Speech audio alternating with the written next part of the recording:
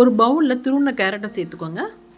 Veg bread toast பண்ணுறதுக்காக தான் இப்போ ரெடி பண்ணிகிட்ருக்கேன். கொஞ்சம் பீன்ஸு பொடியாக நறுக்குனது, வெங்காயம், கருவேப்பிலை, கொத்தமல்லிலாம் பொடியாக நறுக்கி சேர்த்துக்கோங்க.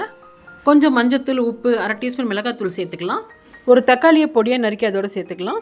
தக்காளி அதிகமாக சேர்த்திங்கன்னா மிளகாத்தூள் கொஞ்சம் கூட போட்டுக்கோங்க. கொஞ்சம் பெப்பர் சேர்த்துட்டு 3 முட்டையை உடச்சி ஊற்றிக்கிறேன். இந்த வெஜிடபிள்ஸ் எல்லாமே மிக்சியில் ஒரு பல்ஸ் கொடுத்து கூட சேர்த்துக்கலாம், இல்லாட்டி சாப்பரில் எடுத்துக்கலாம். எல்லாம் சேர்த்து நல்ல ஒரு மிக்ஸ் கொடுத்துடலாம். வெஜிடபிள் சேர்த்து பண்ணும் பொழுது டிப் பண்ணுறதுக்கு பத்தாது, அதனால் கொஞ்சம் லிக்விடாக இருக்கிறதுக்காக பால் சேர்த்துருக்கேன். இப்போ தோசை தவாவில் கொஞ்சம் நெய் ஸ்ப்ரெட் பண்ணிவிட்டு ப்ரெட்டை இதில் டிப் பண்ணி தோசைக்கல்லில் போட்டு எடுத்துக்கலாம்.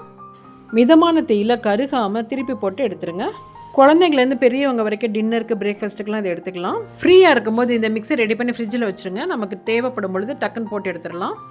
சூப்பர் டேஸ்ட்டான வெஜிடபிள் பிரெட் டோஸ்ட் ரெடி ஆகிட்டுருக்கு. இது எவ்வளோ செஞ்சாலும் பத்தாது, அதனால் மிக்சியில் ஒரு பல்ஸ் கொடுத்து வெஜிடபிளில் போட்டு எடுத்துக்கோங்க. அதோடைய முட்டையும் போட்டு எடுத்துகிட்டு நீங்கள் இந்த மிக்ஸை ரெடி பண்ணிக்கலாம். கண்டிப்பாக ட்ரை பண்ணி பாருங்கள்.